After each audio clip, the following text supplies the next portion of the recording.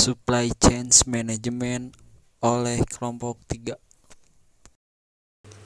Pertama, apa itu Supply Chain Management atau SCM?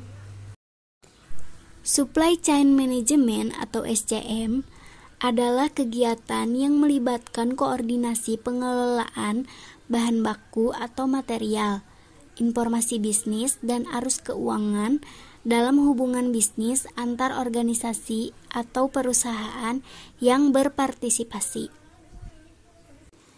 SCM diartikan juga sebagai seluruh jenis kegiatan pengolahan komoditas dasar hingga penjualan produk akhir kepada konsumen untuk kemudian dilakukan proses daur ulang bagi produk yang sudah dipakai.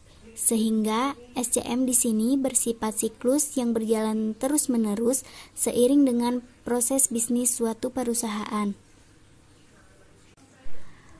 Perusahaan-perusahaan tersebut termasuk supplier, pabrik distributor, toko atau retail, serta perusahaan pendukung seperti jasa logistik.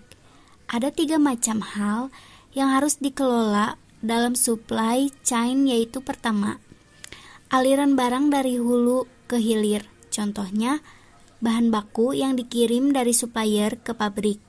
Setelah produksi selesai dikirim ke distributor, pengecer, kemudian ke pemakaian akhir. Selanjutnya adalah pembahasan tentang tujuan supply chain management. Tujuan supply chain management adalah untuk memastikan sebuah produk berada pada tempat dan waktu yang tepat untuk memenuhi permintaan konsumen tanpa menciptakan stok yang berlebihan atau kekurangan. Sebuah operasi yang efisien dari supply chain tergantung pada lengkap dan akuratnya aliran data yang berhubungan dengan produk yang diminta dari retailer kepada buyer, sistem transportasi, dan kembali ke manufaktur. Di sini saya akan menjelaskan tentang fungsi Supply Chain Management atau SCM, tujuan prinsip dalam SCM, dan manfaat SCM. Fungsi Supply Chain Management terdiri dari 2. Yang pertama, SCM secara fisik mengkonversi bahan baku menjadi produk jadi dan menghantarkannya ke pemakai akhir.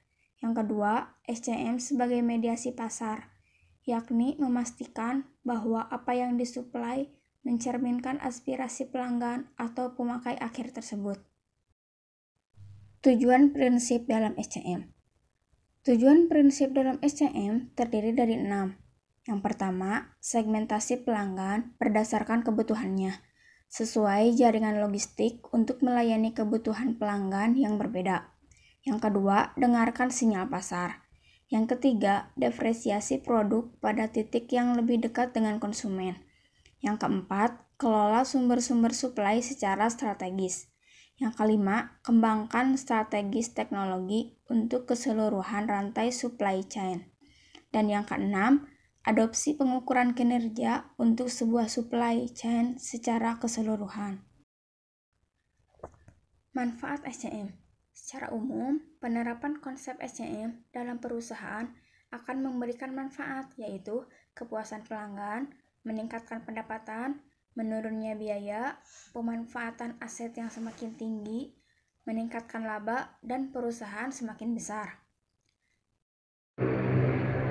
Perusahaan semakin besar.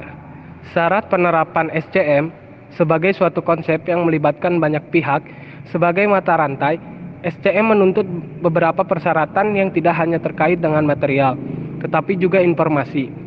Syarat utama dari penerapan SCM tentunya dukungan manajemen semua level dan strategis sampai operasional harus memberikan dukungan mulai dari proses perencanaan, pengorganisasian, koordinasi, pelaksanaan, sampai pengendalian.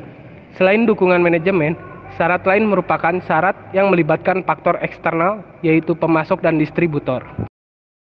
Tantangan SCM. Meskipun SCM memiliki banyak manfaat dalam menjalankan sistem produksi dan operasi di perusahaan, tetapi ada beberapa tantangan yang harus dihadapi dan disikapi oleh perusahaan apabila akan menerapkannya. Tantangan yang pertama berasal dari lingkungan makro dan juga lingkungan eksternal. Misalnya saja tren perekonomian global yang menunjukkan adanya kecenderungan inflasi khususnya di Indonesia. Hal ini disebabkan karena persaingan di tingkat global memang sangat meningkat. Selain itu juga kecenderungan perilaku konsumen yang menunjukkan sikap terlalu rumit dan banyak menuntut. Faktor eksternal lain adalah perkembangan teknologi.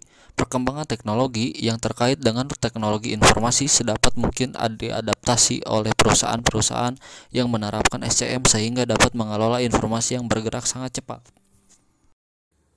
Di sini saya akan menjelaskan tentang komponen dasar SCM.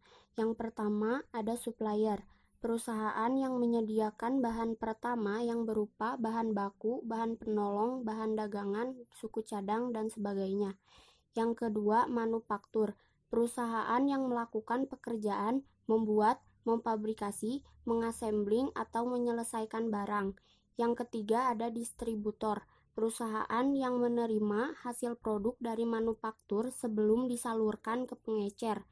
Yang keempat ada retailer, yaitu perusahaan yang menerima produk dari distributor dan langsung menjualnya kepada pelanggan. Yang kelima ada customer, yaitu para pembeli atau pengguna barang di mana merupakan pembeli akhir yang melakukan pembelian. Area cakupan SCM, bagian pengembangan produk, melakukan riset pasar, merancang produk baru, melibatkan supplier dalam perancangan produk baru. Bagian pengadaan, memilih supplier, mengevaluasi kinerja supplier, melakukan pembelian bahan baku dan komponen, memonitor supply risk, membina dan memelihara hubungan dengan supplier. Bagian perencanaan dan pengendalian, demand planning, peramalan permintaan, perencanaan kapasitas, perencanaan produksi dan persediaan. Bagian produksi, eksekusi produksi, pengendalian kualitas. Bagian distribusi, perencanaan jaringan distribusi, penjadwalan pengiriman, mencari dan memelihara hubungan dengan perusahaan jasa pengiriman, memonitor service level di tiap pusat distribusi. Fungsi fisik dan mediasi pasar. Aktivitas fisik. Yang pertama, sourcing, mencari bahan baku. Yang kedua, penyimpanan material atau produk. Yang ketiga, distribusi atau transportasi. Yang keempat, pengembalian produk atau retur. Aktivitas mediasi pasar. Yang pertama, riset pasar. Yang kedua, pengembangan produk. Yang ketiga, penetapan harga diskon. Yang keempat, pelayanan purna jual.